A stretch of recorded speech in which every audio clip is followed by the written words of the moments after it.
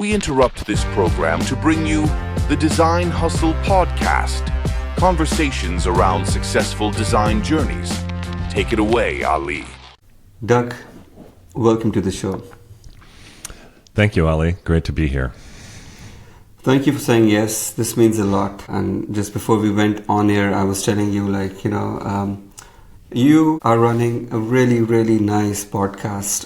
And I've been lucky enough to go through a couple of episodes. And yeah, you're really good at what you do. So, no pressure on me because, right now I'm the student. I'm learning from the best. Thank you for inviting me, and you're flattering me. It's I'm as new to podcasting, almost as new as you are. So let's learn together. All right. That's awesome. So I'd like to sort of start this conversation from a place of neutrality, right? So just imagine if you're introducing yourself to a non-designer, because you've done so much over your design career.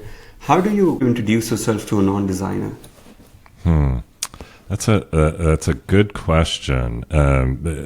Design is such a misunderstood word and idea, and but I really have an affinity for it, and I when people ask me what I do, that is the word. I am a designer, and that is the word that I start with. And I know that I'm going to have to explain it, but the explanation is important, and it sort of helps me paint the picture for them. I tend to reach back into my roots as a designer, which is that when I was a child, I could draw pictures. I could make pictures, and that was sort of my unique talent that, not very many other kids when I was growing up could do. And it was part of my identity. I was the kid in the class who could draw the picture. And I loved that. I loved doing that. I loved that act of making something, making a picture, making, something out of nothing, creating something. And so as I got closer to thinking about what a career might be, that was always front of mind for me. How might I take this passion and this unique talent that I have for making pictures? What are the possibilities for that to be a career, to make a living at that? At this time this was long before the web and digital media and digital products and apps and mobile phones and all of that. This was a time when design, and my entry point was graphic design, was done in a very analog way. It was pens and papers and boards and X-Acto blades and all of these sort of analog tools that we were using to make things that were mostly came out as ink on paper. And so that was the first part of my career, was being a graphic designer and learning how to do that craft and how to develop a practice as a designer, to learn how to do the work and to do work fast. I learned how to work fast in those early years of my career, because I was working in a small studio environment where we were just doing a ton of work, and it was I just had to work hard and work fast and deliver and listen to clients and listen to what they were asking for, and then create something that met their needs. And so there were a lot of, even though it was sort of a prehistoric version of design as we know it now, there were a lot of things that I learned in that first, sort of chapter of my career as a graphic designer. When it comes to a lot of people, so let me give you some context here so you understand where the question is coming from. So there are two schools of thought, right? So there's one school of thought where people sort of look at the craft of design. Then the other school of thought is the art of design. So were you aware that there was a difference between arts and design when you were getting into this? Yes.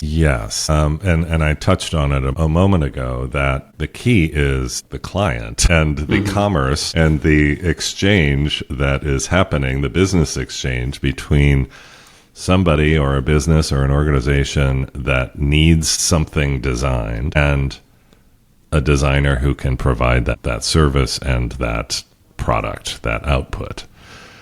And, that was, again, I was in a very small studio environment, so there was no getting around that. It's not like somebody else was interacting with the clients, and I was just off in a room doing the design. I was doing the whole thing. And so, I had a very stark sort of appreciation for that, why design is different from art. Mm-hmm. Yeah, that's really interesting because I remember a lot of people when they were graduating with us, when we were doing architecture, we had designers, and there was this idea like, what is a logo? And at that time, the big change that happened was that graphic design was changed to communication design to sort of make it more tangible in terms of profession. And that is when a lot of people were like shocked. It's like, oh, this is not what I wanted to do, and they're already in fourth year graphic design, right? And it's like, so what changes? So I hear you. It's sometimes things that people learn at the job rather than, while they're studying. Perhaps now the studies are different where they teach the business of design while you're sort of studying, right? So well, not enough, in my opinion. But you touch on something interesting, that subtle shift in the language between, as you described, graphic design to communication design. That was certainly one. We were always wrestling with, what do we call this? What is it? Graphic design, it's more than that. We're doing more. We're doing so much more. It's, there's so much more that we provide than just the mark itself. So we're always wrestling with that. I'm fascinated by that. I'm fascinated by the language around design. And I've found that the designers who thrive in their career over time have a curiosity about that stuff, about what should we call this and what are we actually doing. And it's more than just this single thing. It's having an impact, and it has the potential to have an impact at a much broader level. And I've always been that's part of what inspires me, that it's, what is the potential for us to have impact beyond the mark that we make. That is maybe the central question of my career. What is the potential for us to have impact in the clients that we work with, the businesses and organizations that we're working in, the communities that we live in, the world and the issues of the world? How can we have positive impact? That's a great one-liner, I would say, because I think it puts everything together very clearly as a mission, almost like, so you can always go back and say like, okay, when you're deviating from the track, because of course there are 1,000 things to do, so I think designers are like hound dogs. I have 2 dogs. I love dogs, and if we smell something, we just go off trail, and it's like, okay. And then next thing you know, you're like on like 10 different areas, so it's almost like having ADHD, and it's just, trying to focus becomes the job. Yeah. So coming back to your earlier years in the profession, so how did you land those big jobs? Because J&J and probably IBM, I'm really interested in. Yeah. Well, I mean, after those early years of graphic design, which I consider kind of the first chapter of my career, then design started changing very fast. In the mid 90s, we saw the internet in its earliest form, and that, suddenly we were designing not ink on paper, but pixels on screens in a very sort of rudimentary way, in a very sort of basic way. And then, the screens got smaller, and we were holding them in our hands, and mobile technology and digital media and digital product design and all of those those twists and turns required me as a designer to learn how to do it in different mediums and in different environments with different audiences and users. And all of that caused me to sort of develop and evolve my practice, to learn new things and to learn how to be relevant and to have the same standards of excellence that I had in my graphic design practice in all of these other new ways. I started with J&J.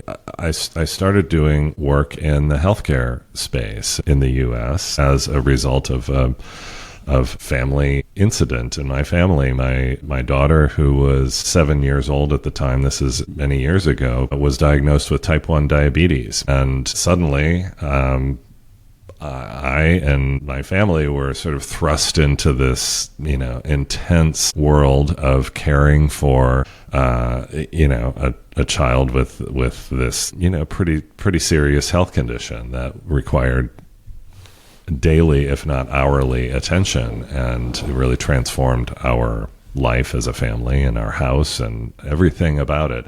And as it turns out, also, transformed my practice as a designer, because as designers move through the world, we're always seeing the problems that could be done better, the experiences that could be better than they are. That's sort of what we what the DNA that we have, is that we're walking through the world critiquing it, and so in the healthcare space, especially in the U.S., it's miserable. It's terrible. It's a terrible experience. And so there are all of these opportunities to design things better, to design experiences, to create, better patient experiences. And so I began working in that space, and that ended up leading me to Johnson & Johnson through a series of, of business, twists and turns along the way. But this was in the early 2000s, at a time when J&J was making a pretty substantial investment in building a global strategic design organization under the leadership of a guy named Chris Hacker. Chris is a legend in the sort of design leadership world, because he was one of the first truly executive design leaders in a big global corporation, and J&J, and he worked in many others. And I happened to sort of get connected with that team that he was building just at the time when he was sort of putting the pieces together. And so I got to observe Chris as he was navigating this just wildly complicated company and trying to bring design and having these conversations with you think design is misunderstood now in 2025? 20 years ago, it was, it was like speaking a completely different language. And he was really doing some amazing work to establish design in that company. And so I got to kind of ride along and observe him and get to know him and see the way that he was building that organization. It was a stroke of luck in many ways, or a series of strokes of luck, as it turns out. But that's how, back to the curiosity thing, that's kind of how if you're going to have a long career in design, you're going to have to really have that nose for curiosity and asking these questions and finding these spaces that are interesting and that need to be designed, like healthcare. That's awesome. And that led you to IBM, of course, because you were working on Watson Health, right? There wasn't a direct line. In fact, there were many twists and turns along the way between those. But once again, one of the key things in the context of all of this, I was always very involved with an organization called AIGA. In the U.S., this is the Professional Association for Design. The organization that, in those years, if you were a designer, you had a membership. It was sort of an assumption that you were going to be a member of this organization, AIGA. And they have local chapters, so every city in the U.S., most big cities have an AIGA chapter. And so I was very involved with this organization. I ended up serving as the national president. So this was an organization of about 25,000 members at the time. And I had the opportunity to become the national board chair and president of the organization. And that was a 2-year term between 2011 and 2013, where I had the chance to kind of travel around to all of these different communities and AIGA chapters and get to know designers and see them working in all of these different spaces. So, I got just this kind of a guided tour of design in the United States in that particular era. It was fascinating, and it happened to be, I didn't really know it at the time, but you think about those years, 2011 to 2013, that was a time when things were about to really exponentially explode even in design. We were just on the cusp of seeing these major tech companies, most of them, making just unprecedented investments in design as an internal capability. And so these were the years when I was the AIGA president, when it was just about to happen, and you could kind of feel it. Like designers were just like, we need more impact, we need more access, we need more infrastructure and investment, and then we can do so much more. We can contribute so much more. And as I was winding down my 2 years in that role, then I was contacted by IBM, who were one of those companies who were like, let's do this. Let's build a scaled global design program. And again, Chris Hacker was one of the pioneers at J&J. This was 10 times the scale that Chris was doing at J&J. We were, it was, let's build a design team of thousands of designers. And that was just like the coolest idea ever. For me at the time, I was like, oh my God, I have no idea how to do that, but let's go, let's do this.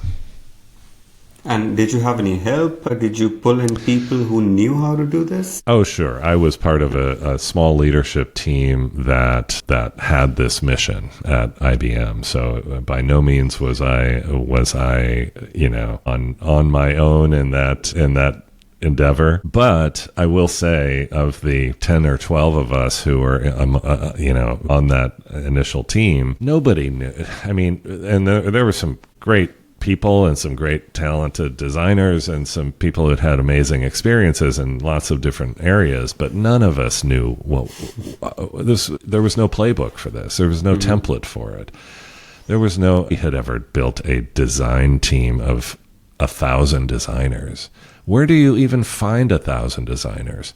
If you can find them, how are you going to convince them to come and work for this company that at the time didn't really have a design reputation? If you can convince them to come and work for the company, then how are you going to onboard them and integrate them into the company? The company didn't have a career framework for designers. So if you can convince them to come to the company, you can hire them and you can integrate them into the company, then how are you going to give them a career in the company? Like, how are you going to actually promote them along their career? Like, all of these fundamental questions that now, as we look back on it now in 2025, it's like, well, all of that stuff has been built now. So these aren't the questions that we're asking anymore.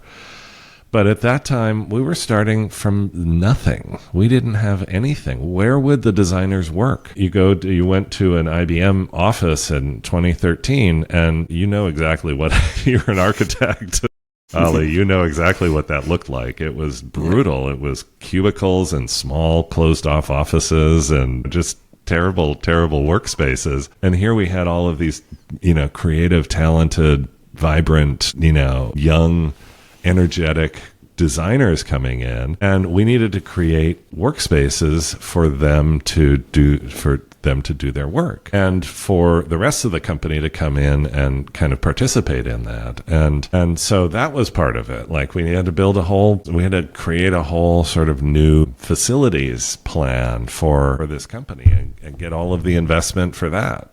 Lots of fascinating things that every step of the way we just had to make it up and prototype it and learn it and try it. We failed a lot, and then we'd try it again. I think that sounds so cool, because for me, I'm always fascinated with invisible design, right? So, and these are the things like systems in the back end, thing like diagrams, right? So the biggest artifact that you get out of a system is probably a diagram, right?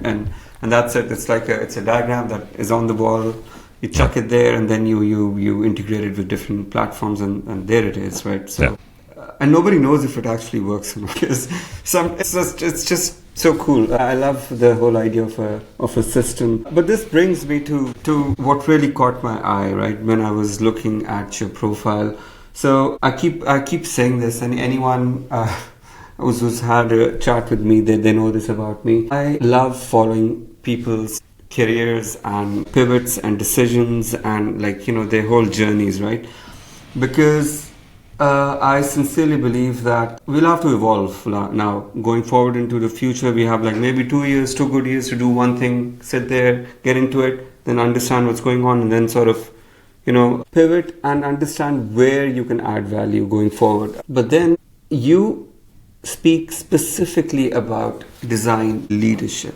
Mm-hmm. And I want to talk about it from a very, very personal perspective. And this is where I was having a conversation on one of the podcasts that they're going to be published soon. He's a senior vice president for Thomson Reuters in Zurich. And I was asking him the same question. And I'm like, you are a design leader now. And sometimes I think a lot about, should I go into the design leadership role where it's mostly to do with managing people and being part of the culture, and there are a lot of different things. And someone in the last few years have told me that hire a coach, and so the best way to do it is hire a coach or work with someone who you admire, and there are certain things that you need to do in order to understand what they call the C-suite acumen, right? And it's not just how you talk, it's basically how you think and how you manage. So that toolkit, and when I saw your stuff, so you've got this design leadership at scale course, right? So please feel free to jump into the topic, because I know your podcast is about design leadership. Yeah. Everything about your brand is design leadership, and I'm very excited to hear about it. Well, yeah, thanks for plugging the course. It's Design Leadership at Scale for directors, plus or minus. Don't get too hung up on that title. It's on the Maven learning platform, so you can find it if you're interested. And yeah, so as we look back at the last 12 to 15 years, as this expansion of design has happened that we've been talking about, then we've had this phenomenon of, as a team or a program of 1,000 or more designers is growing, well, you're going to need infrastructure and sort of a management or infrastructure for that, because you're not going to just have 1,000 designers sort of in a flat organization. They need to be managed. Their careers need to be managed. Their performance needs to be managed. They need to be organized. So then you have these different, the classic sort of org chart. And during my time at IBM, and I was there for nearly 9 years between 2013 and 2021. The business began as we were integrating designers across the company. The business was like, well, we need leaders who can lead these designers and who can then interact with other leaders in other parts of the company, leading other functions like engineering leaders and product management leaders and marketing leaders and, all of the other stuff, even the internal sort of functions of the company, HR leaders and finance leaders. We need design leaders too. And so we were in this situation where we didn't have enough people who were qualified to do that, because things had grown so fast that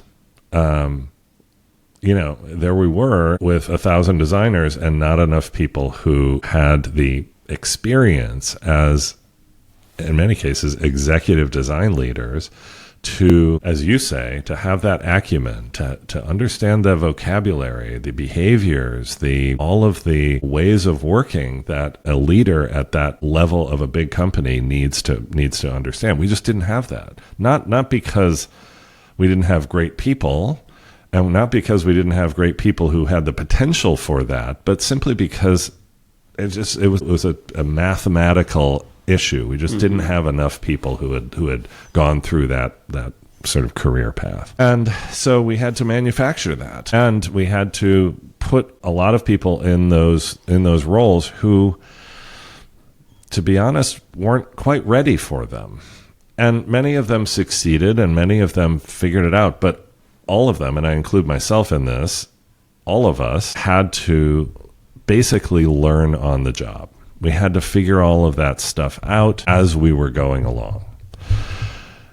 And that's painful. That's hard. That's stressful. And that is, there are a lot of, that's not the best way for it to happen. You can certainly, and so here we are in 2025 with a generation of leaders who have done some amazing things, have built incredible, design teams and design programs and built products and services that are out in the world and brands and done just incredible work. And when I talk to them, these are my peers,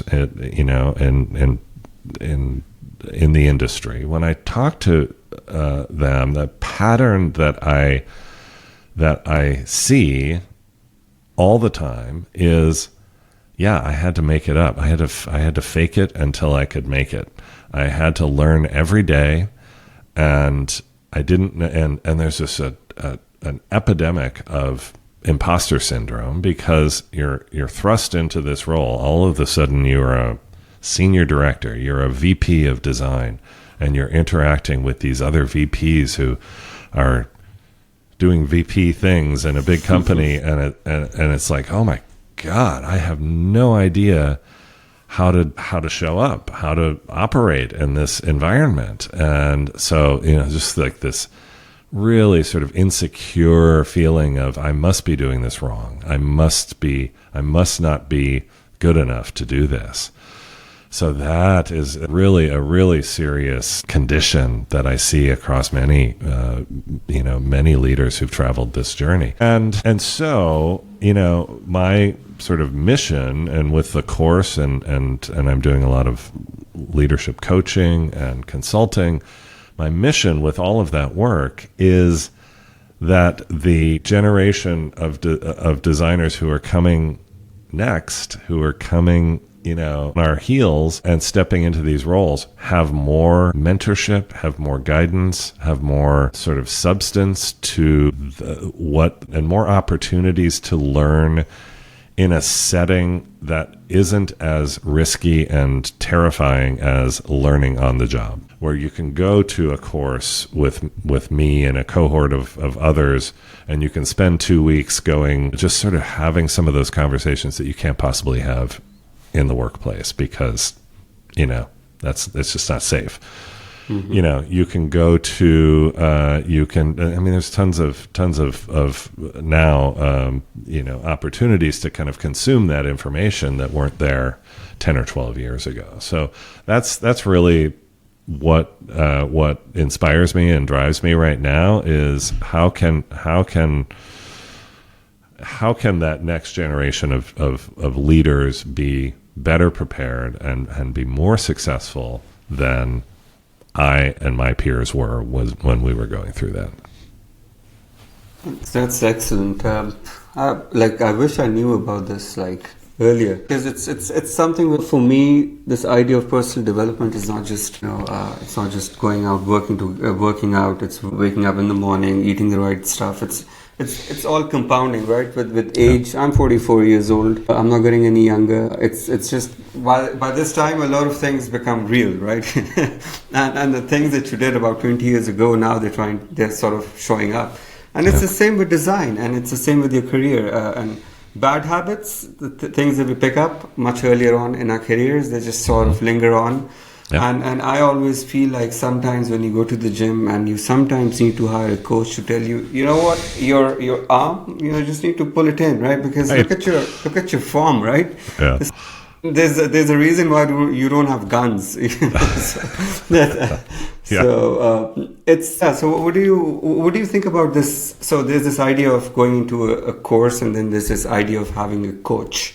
Yeah. So what do you think, should the entry point be a course that leads to a coach?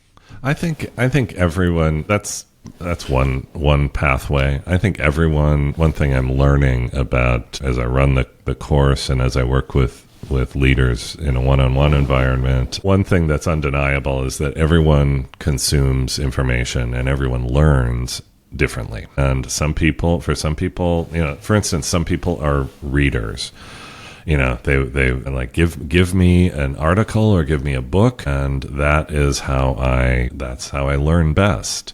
That's not how I learn best. I learn from having conversations. I learn from visualizing something. Other people have more of an audible based. They like to hear things, podcasts, and that's the way they consume it. So there's no single answer to that. And what I try to do with the course is to create a whole bunch of different ways to consume the information. We have some reading assignments. And so people who consume that way, that's great for them.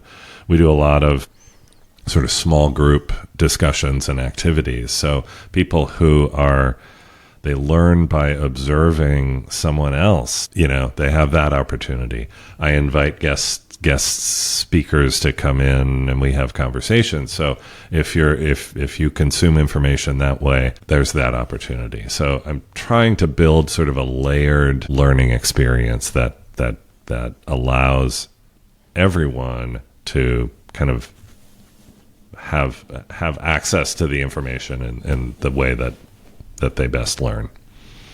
It's like a foundational course where people can come in and chalk their own journey going forward, because of course it's not over once the lecture is done, right? So it's everything that, as in the course is done. So it's probably the starting point.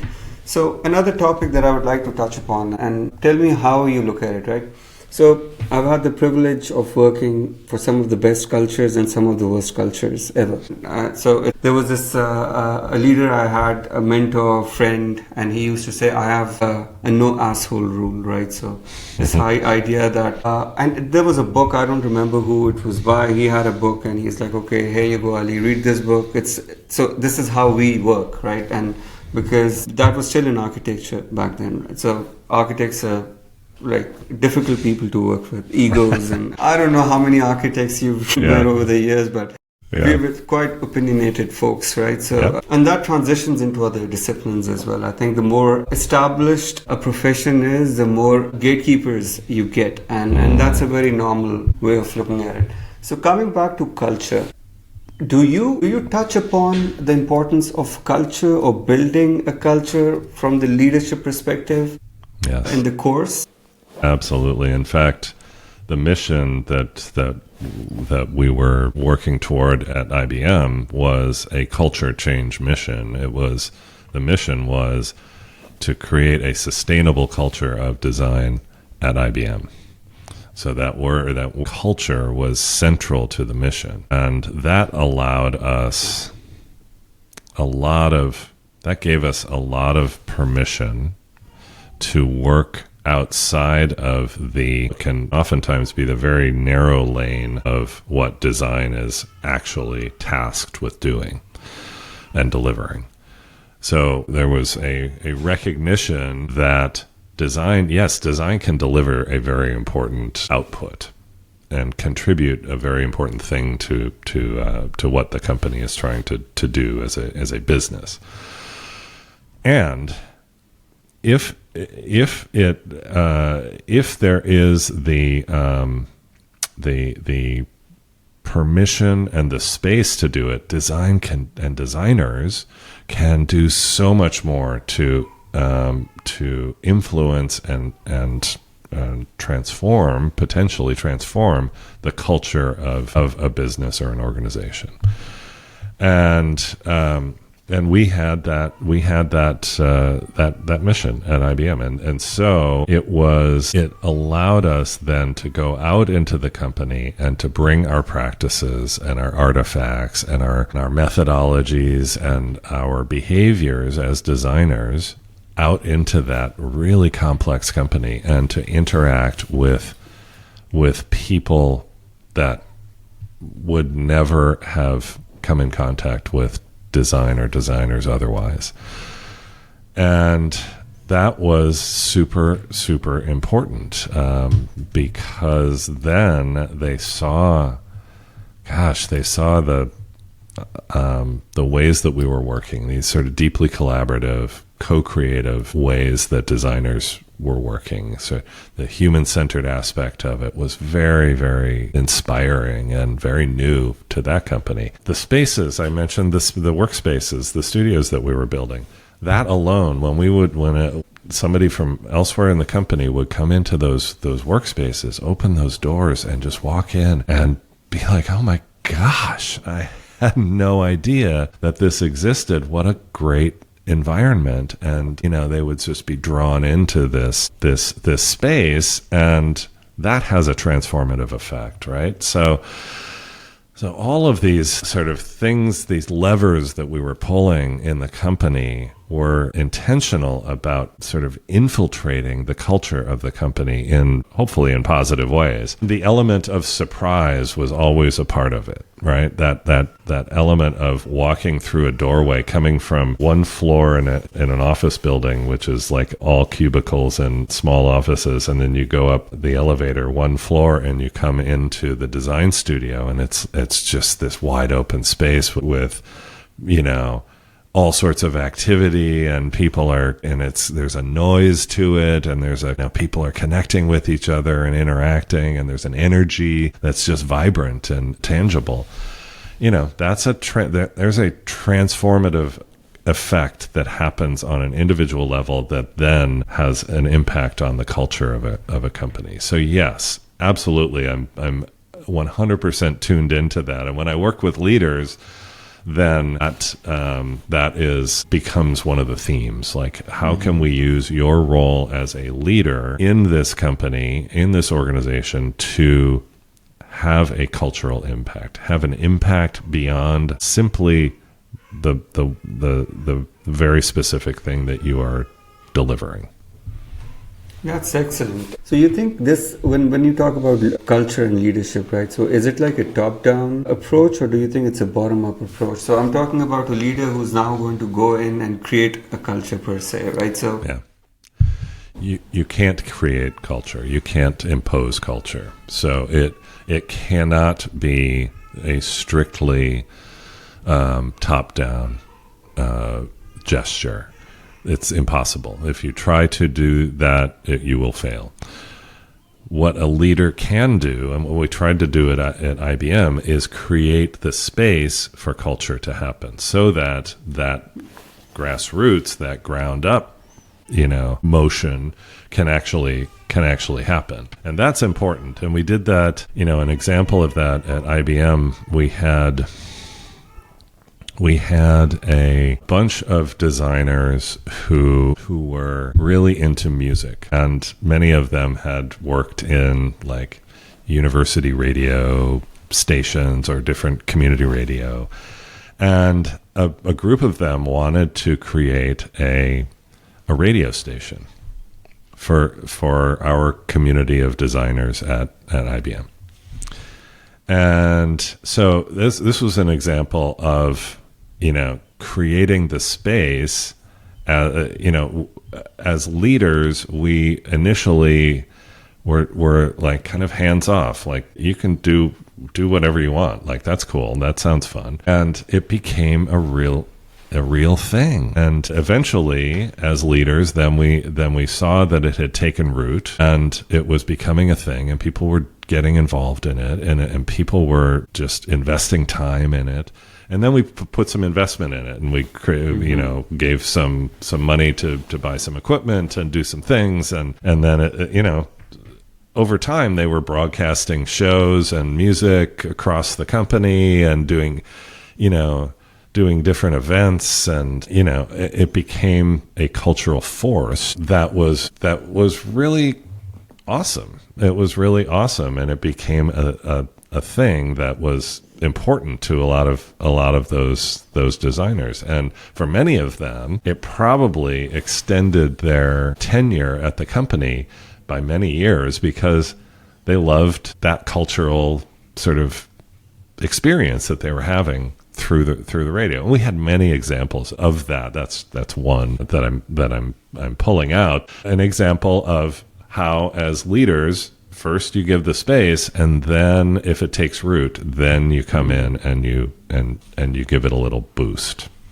That's excellent. Yeah. So it's great. Like, I can go on about this forever. I'm very wary of the time, Doug. I really appreciate the time that you've given for all the questions. You didn't shy away from anything, so which is great. You just went right for it. So I really appreciate that. Yeah, no, great conversation, Ali, and always love talking about all of these elements of design and culture and leadership. They're just always so inspiring to me. So thank you for the great discussion. Thank you so much.